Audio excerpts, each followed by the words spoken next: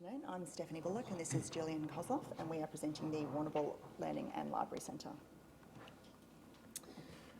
So this project grapples with two fundamental questions for us. So the first of those being, can public architecture be a real agent for change within a regional community? And the second one of those being, how might we breathe new life back into a heritage context through a contemporary lens? So this project is in Warrnambool. It's a beach town west of Melbourne, located on the Great Ocean Road, and the project was jointly funded by the Victorian Government, South West TAFE and Warrnambool City Council, which led to quite a complex client governance structure. It's replaced the existing Warrnambool Library, which is shown in green on this slide, with a much larger space that's located in the heart of the Warrnambool CBD. The new library is located in the South West TAFE campus and provides new facilities for both local community and South West TAFE students and staff. So there are 9 heritage listed buildings on this particular site, 8 of which are considered to be of state significance. And so we looked at a variety of siting options and massing options on the campus, but the optimum was agreed to be to utilise the existing orderly room, which is the largest heritage building, shown number 4 in the blue, and to connect it to a new 3-storey contemporary building. We worked very closely with heritage consultant Bryce Rayworth to understand the history of the site and the orderly room in particular. So the building was built over several stages, and the first 3 are considered to be the most significant. The later additions are shown in blue. Part of this research revealed that during the second extension to the building, it was extended out to the east and a stage was added. And whilst this stage was removed well before we started on the project, this understanding of the original operation of the drill hall, the orderly room, really contributed to our understanding of how we might connect the original building to the new contemporary form. So 2 really key site strategies that inform the built form or formal resolution of the design. So the first of those, which is on the left, on your left, a connection through the building and campus back up to the CBD to the north. And the second of those, maintaining a north-south connection through the campus with an internal laneway that separates the heritage orderly room and our new contemporary addition. So this is a site plan, so you can see that it also included significant external works, but just to cover, the existing building is on the left on Kosloff Street, and the contemporary extension is to the right on Gillies Street. So the orderly room and the contemporary extension are knitted together with the insertion of a new grand stair. The glazed linkway between the two draws light into the centre of the building and provides a clear distinction between these 2 elements.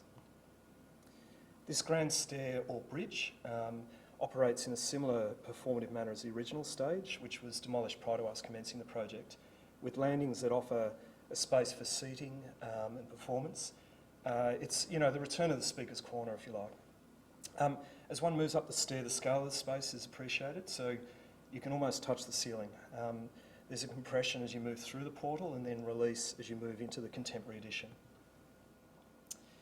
The linkway operates as a mediator between the heritage condition on the left and our new counterpart. At ground level, it's an important urban device connecting both sides of the campus.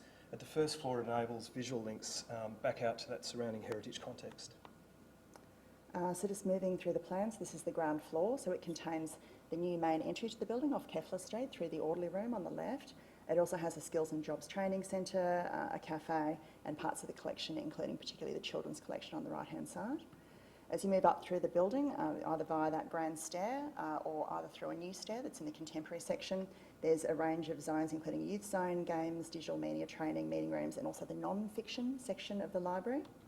And then as you progress to the top floor, this houses the fiction collection, but also a very generous reading and events space, which has fantastic views out to the ocean. So the building acts as a foil against that adjacent heritage listed context from which it's clearly different, but has the same investment in the detailing and articulation.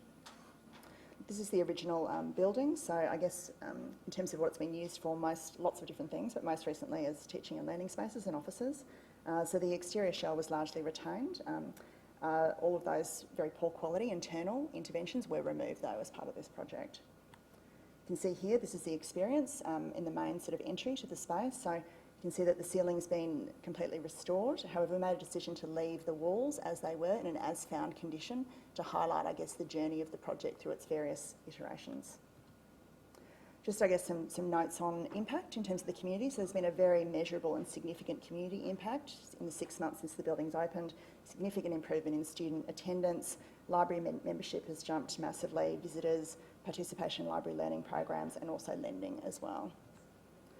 A little bit about the interiors. So the interiors intentionally reference not only the orderly room ceiling, but also the broader context. The Warrnambool CBD was laid out by Robert Hoddle in a grid. And so this intentionally extends an existing architectural relationship with the city and really serves to bind the heritage building and the contemporary form together.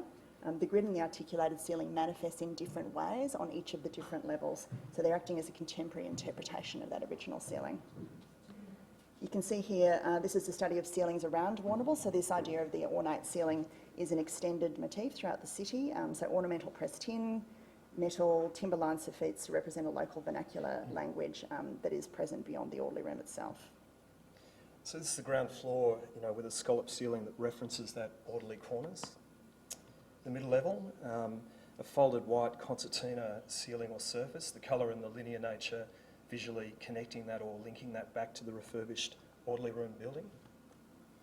And then the top floor with a continuous, coffered ceiling, another contemporary manifestation of the orderly building.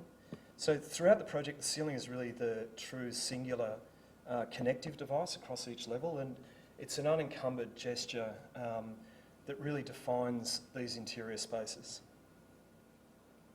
So there was a decision early on to utilise a rectilinear floor plate, and this is in response to an incredibly dense and tight site, but also a budgetary constraint. But around this, there is a precast concrete facade that has been strategically peeled back to create opportunities for occupation internally, as well as curate these views to the surrounding context. So its depth creates a diffused or soft light internally, and it defines areas for reading or reflection. The quality of light within these spaces changes over the course of the day. And there's moments of compression and enclosure that are reminiscent of public spaces within, the domestic home. So at night, those ceilings are visible from all of the surrounding streets and all the pathways to the library. And we think the success of this project really lies in its generosity. It's provided the whole community with access to one of the most significant heritage precincts in Warrnambool and also one of the most significant heritage buildings, as well as revitalising and opening up the heart of the South West TAFE campus with measurable community benefits, as we've already discussed. We think it really demonstrates the ability for public architecture and significant interiors to deliver meaningful change within a regional city through, an architecture of generosity, but also a really deep sort of respect for community and context.